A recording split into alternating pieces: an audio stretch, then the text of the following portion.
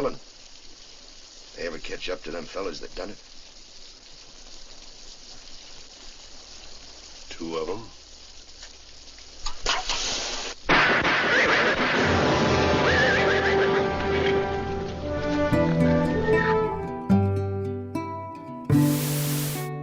Warner Brothers Great Westerns.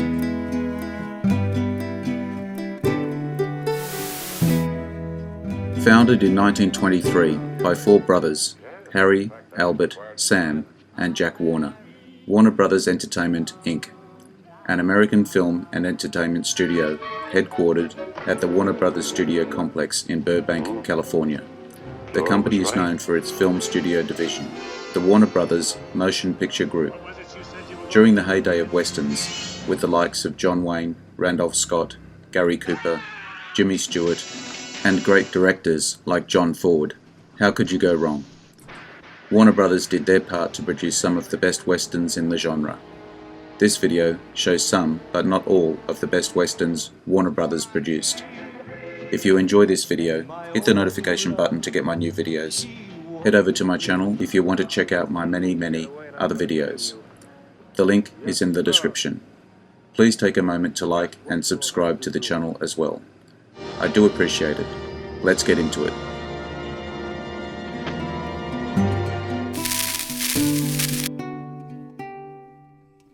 Chisholm, 1970. Director, Andrew McLaughlin. Cast, John Wayne, Forrest Tucker, Christopher George, Ben Johnson. Cattle Baron, John Chisholm, joins forces with Billy the Kid and Pat Garrett to fight the Lincoln County Land War. US President Richard Nixon commented on the film during a press conference in Denver, Colorado on August 3, 1970. In doing so, he used the film as the context to explain his views on law and order. With a budget of $4 million, it grossed $6 million at the box office, $47,577,989 today. Why not? I don't like you. Well, you don't know me. I know Amos Patton. We may have to be neighbors, but I don't have to be neighborly.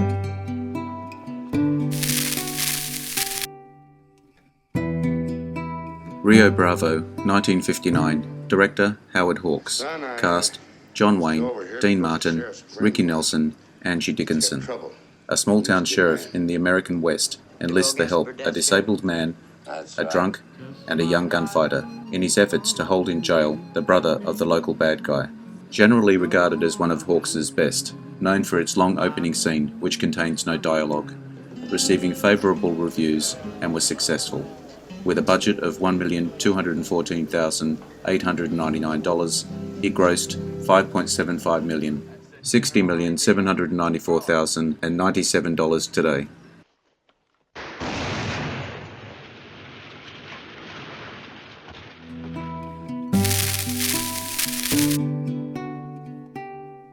The Man Behind the Gun, 1953.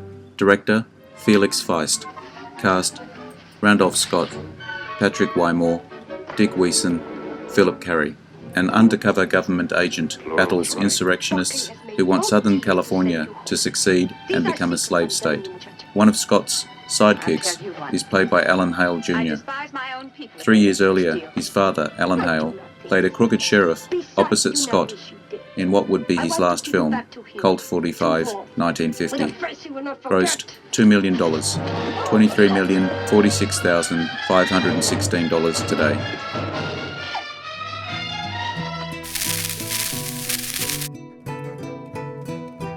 Shootout at Medicine Bend, 1957. Director, Richard Barr. Cast, Randolph Scott, James Craig, Angie Dickinson, Danny Crane. In Medicine Bend, a crooked businessman has the town mayor and sheriff in his pocket, while his henchmen raid the wagon trains passing through the region. James Garner, who had a small role, said, "It was always fun working with Dick Barr, and Randy Scott was an old pro, but the movie isn't worth a damn. Box office info not available." Hey, this is quite a place. What do we do now, Captain? I got the sheriff trying to get our money back.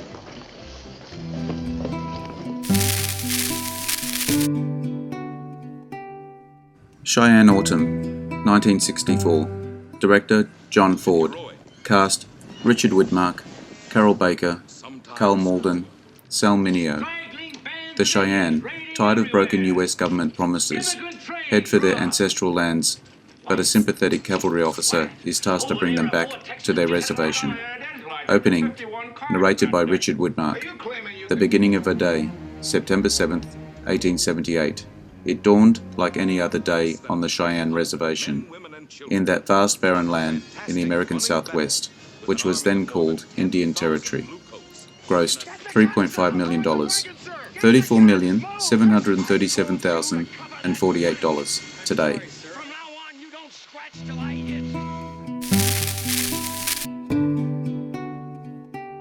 Seven Men from Now, 1956. Director Bud Bodicher.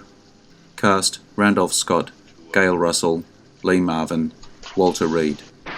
A former sheriff blames himself for his wife's death during a Wells Fargo robbery and vows to track down and kill the seven men responsible. Producer John Wayne gave the lead to Gail Russell, his co-star from Angel and the Bad Man, 1947, and Wake of the Red Witch, 1948, despite being warned that she looked 20 years too old to play a character in her mid-20s. Russell had not made a film in 5 years and had a serious drinking problem, which would later end her life at age 36. Box office gross info not available.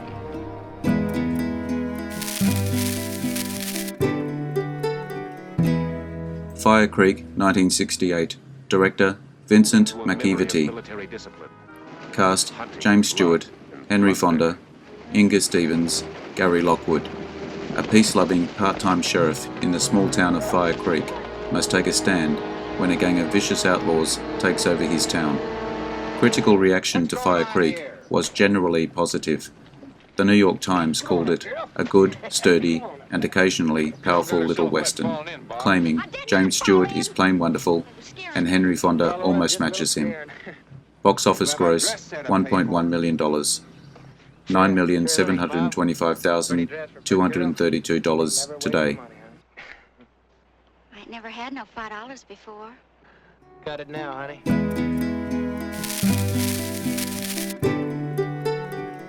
The Hanging Tree, 1959.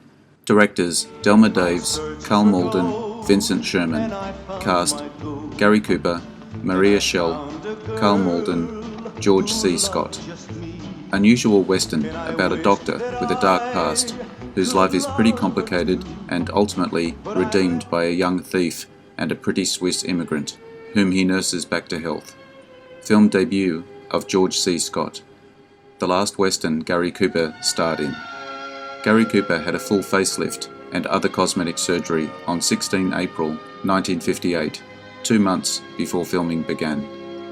Box office gross $2.2 million, $23,260,350 today.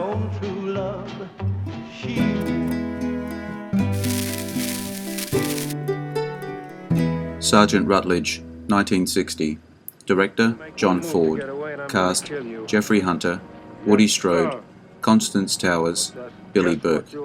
Respected black cavalry sergeant Brax Rutledge stands court-martial for raping and killing a white woman and murdering her father, his superior officer. In Mike Grost's anthology presenting Ford's movie, the film was described as being one of his best, but also one of his most underrated. It also mentioned how the film mocked traditional femininity as being an artificial construct. Box office gross $3.47 million, $31,671,403 today.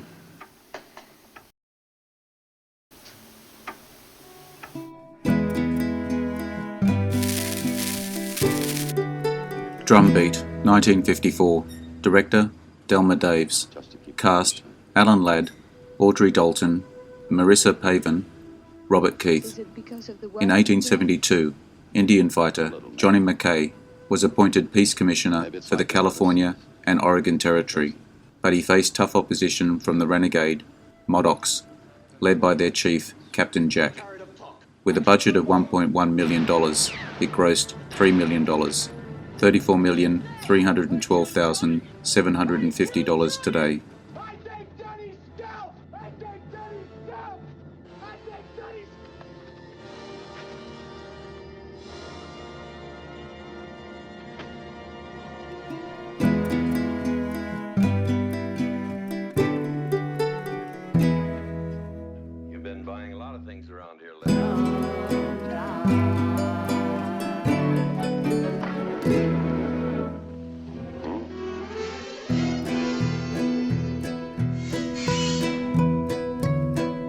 I hope you enjoyed the video. Let me know what you think in the comments. I appreciate your likes and subscribers. Hit the notification button to get my new videos. Take a look at my channel and check out my Facebook page. The links are in the description. I am Wrangler. Bye for now. See you again soon.